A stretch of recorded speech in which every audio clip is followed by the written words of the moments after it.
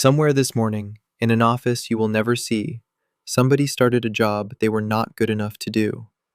Someone took a chance on them, and for about 18 months, that decision will lose the company money. They will be slow. They will break something. A senior person will stop their own work to fix it. That person may be one of the last people this ever happens to, because the job you get before you are ready is being quietly deleted, in most industries, at roughly the same time. The damage from that does not arrive this year. It arrives in about a decade, and by then, it is unfixable. I want to follow that all the way down because the chain is longer and stranger than I expected. Some of it is measured and certain, some of it is a forecast, and I will tell you which is which. And the thing everybody is arguing about right now turns out to be the least interesting part of it. So let's take the obvious objection first, because you are already thinking it. If the machine can do the junior work, it will eventually do the senior work too, so who cares? That sounds airtight, and it quietly assumes something that is not true.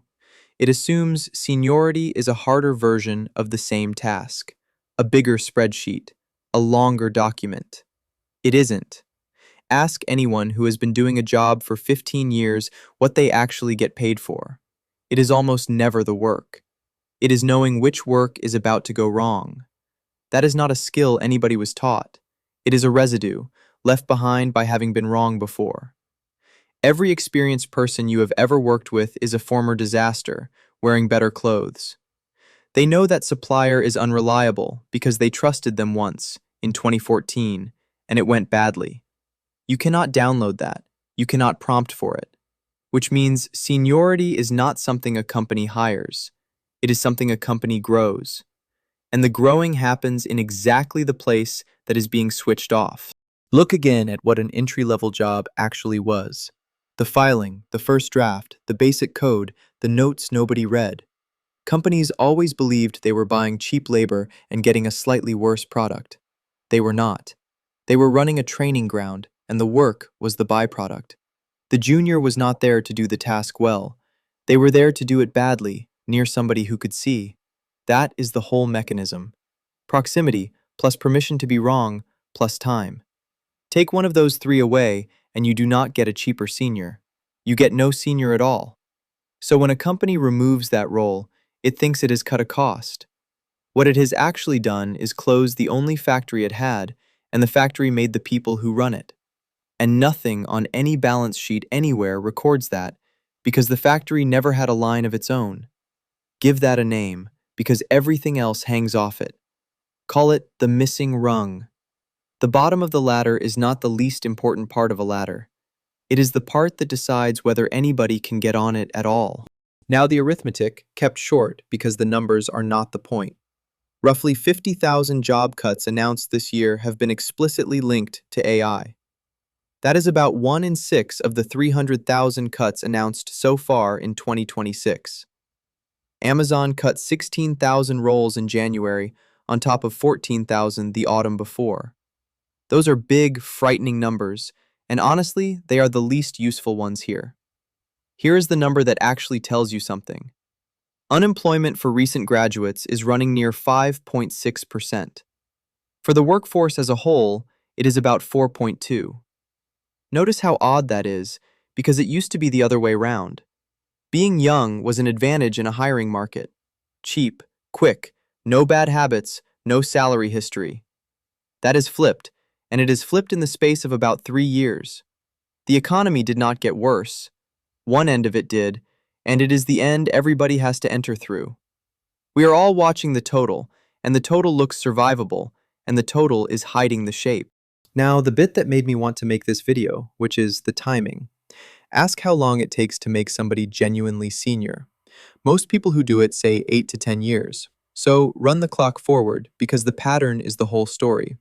This year, the company cuts its junior intake and absolutely nothing bad happens. Next year, still nothing, and the savings look real, and the person who made the call gets promoted. 3 years in, the seniors are stretched, but they are coping, so it reads as a workload problem. 5 years in, someone leaves, and it takes 11 months to replace them, and that is called a tight market. 8 years in, there is no one in the building who remembers why the system was built that way, and by then, the decision that caused it is a decade old and nobody connects the two.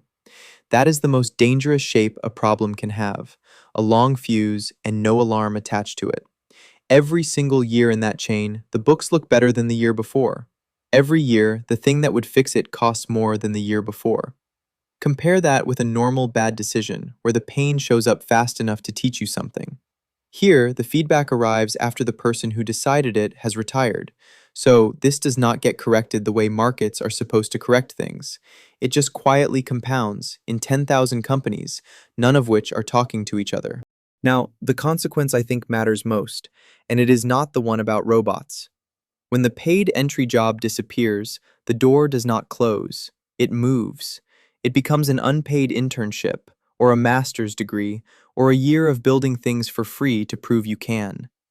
And every one of those has the same entry requirement, which nobody ever writes down: somewhere to live, while earning nothing, for about a year.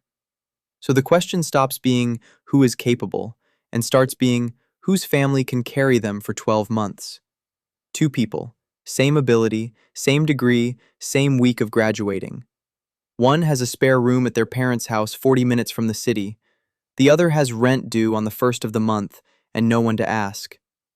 In an economy with paid junior roles, those two are roughly level, and it comes down to who is better.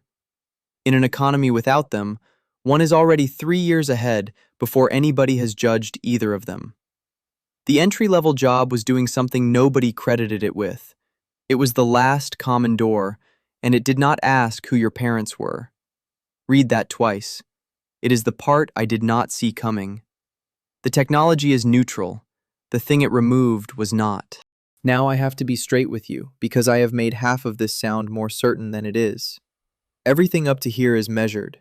The cuts are real, the graduate gap is real, the training ground is real.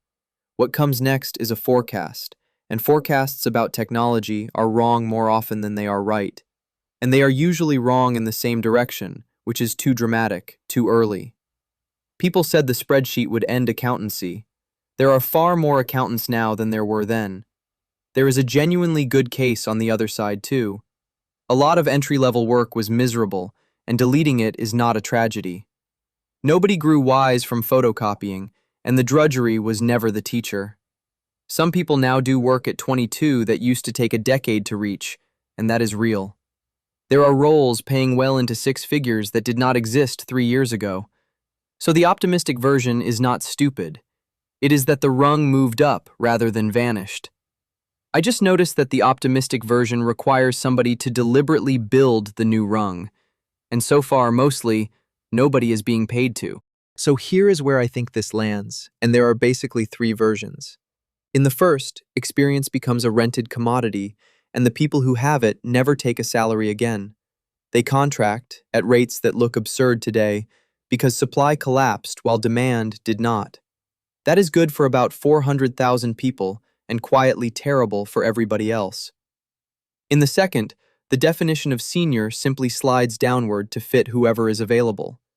The title survives, the judgment behind it does not, and nothing announces that this has happened. You only find out when something breaks in a way that somebody would have caught in 2015. In the third, companies rebuild the rung on purpose and pay for training as a line item rather than a byproduct. Apprenticeships, funded properly, with the output treated as worthless and the learning treated as the product. That one is entirely possible, and it is also the only one that requires somebody to choose it. None of these is a law of nature. All three are just what happens if nobody chooses. So what actually happens if AI takes every entry-level job? Not much, for about 8 years, and that is precisely the problem. The seniors do not disappear. They age, and nothing arrives behind them. The door into skilled work stops being a job and starts being a year you have to be able to afford. And the shortage lands in the middle of the next decade, long after anyone could point at the cause. Notice how little of that is about the technology. It is about a training system that nobody knew they were running, being switched off as a cost saving. Any job that has existed for a century is doing more than one thing. One of those things is the work. The other is making the next person who can do it. Cutting the first is a decision somebody makes in a meeting. Cutting the second is a consequence that arrives 10 years later with no return address. So here is what I actually want to know from you. If you had to rebuild the bottom rung in your industry, what would it look like, and who pays for it? Tell me below, and if you want more of these, there are plenty of threads left to pull.